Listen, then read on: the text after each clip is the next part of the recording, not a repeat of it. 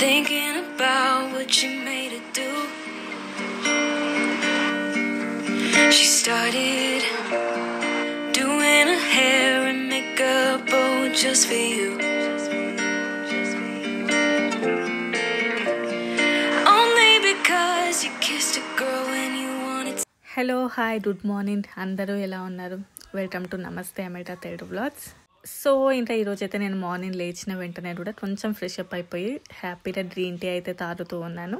ఇంకా మన గ్రీన్ టీతో పాటు రెగ్యులర్గా ఈ ప్లేస్ని అయితే చూస్ చేసుకుంటే చాలా బాగుంటుంది. సో ఎందుకంటే ఇక్కడ నుంచి చూస్తూ ఉంటే బయట చాలా బాగా అనిపిస్తూ ఉంటుంది.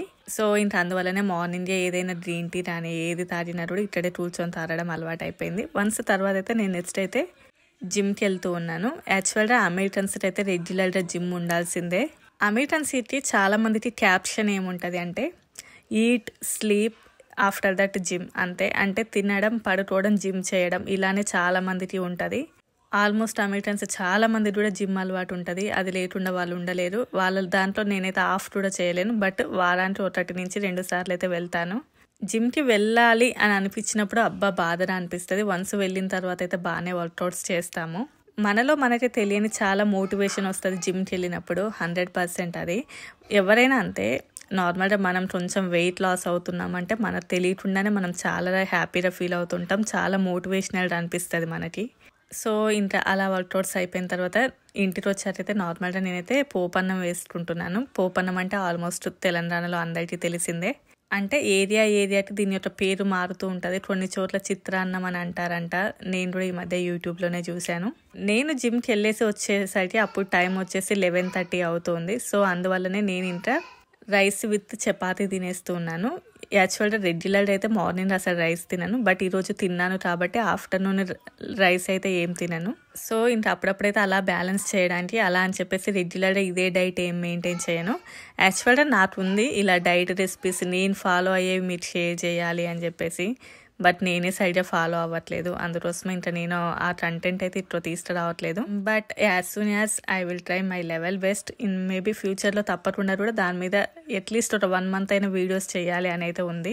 సో అండ్ నెక్స్ట్ ఇంకా ఇక్కడైతే నేను ఈ పేపర్స్ చూస్తున్నాను. అవి ఏమనుకుంటున్నారా, మేము ఇంటికి వచ్చినప్పుడు అగ్రిమెంట్ పేపర్స్. సో ఇంకా అవైతే ఆల్రెడీ మాకు మళ్ళీ పంపించారు అన్నట్లు. అంటే ఈ ఇయర్ కూడా మేము రెంట్ పెంచుతున్నాము అని చెప్పేసి. ఫస్ట్ మేము ఈ అపార్ట్మెంట్లోకి వచ్చినప్పుడు వేరే ఓనర్స్ వాళ్ళు మెయింటైన్ చేస్తూ ఉండేది ఈ అపార్ట్మెంట్ని. ఆ టైంలో మాకు హౌస్ రెంట్ కొంచెం తక్కువగానే ఉండేది. ఆ తర్వాత నుంచి ఇది వేరే వాళ్ళు షిఫ్ట్ చేస్తున్నారు. అలా అని చెప్పేసి ఇప్పుడు ఉన్న ఓనర్స్ది వాళ్ళ ఓన్ అని కాదు. ఇక్కడ ఎలా ఉంటదంటే ఇలా బిల్డింగ్స్ అపార్ట్మెంట్స్ తీసుకొని వేరే వాళ్ళు మెయింటైన్ చేసుకుంటూ ఉంటారు. ఇప్పుడు మా ఓనర్స్ దీనికి ఓనర్స్ కాదు. కాకపోతే ఏంటంటే వాళ్ళు లీడ్ చేస్తూ అన్నట్లు. సో వీళ్ళ దగ్గరకు వచ్చిన తర్వాత మాకు చాలా వరకు హౌస్ రెంట్ పెంచేశారు. సో ఇంకా సరేలే అని అనుకున్నాము మేము. బట్ ఆ తర్వాత మళ్ళీ 1 year తర్వాత మళ్ళీ పెంచారు.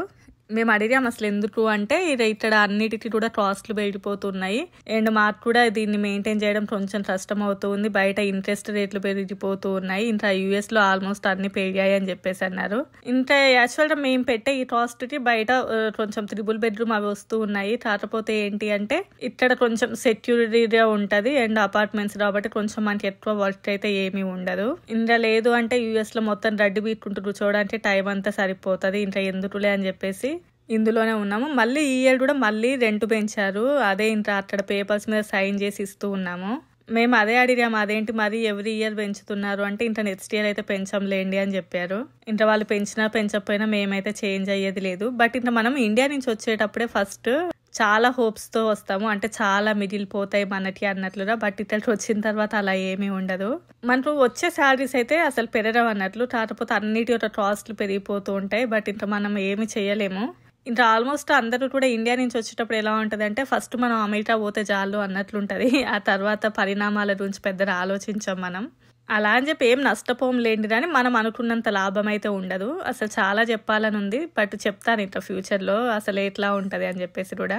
ఇంకా నెక్స్ట్ వచ్చేసి ఈవినింగ్ నేను కొంచెం హ్యాపీగా టీ పెట్టుకునేసి షో చూస్తూ ఉన్నాను, బిగ్ బాస్ షో. అసలు ఈసారి ఏమైనా రేటింగ్ ఉందంటారా బిగ్ బాస్ షోకి? నాకైతే ఏదో ఒక డైలీ సీరియల్ సుత్తి సీరియల్ చూస్తున్నట్లు అనిపిస్తూ ఉంది.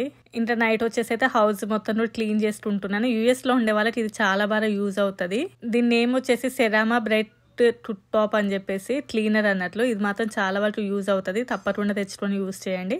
ఇంత నైట్ పడుకునేటప్పుడు అయితే డిషెస్ వాష్ చేస్తున్నాను, సెల్ లోపల ఒక మూవీ చూస్తున్నాను. అంటే ఇంత మధ్యలో చాలా వర్క్స్ చేసాంలేండి కానీ ప్రతి దాన్ని కూడా క్యాప్చర్ చేయలేము.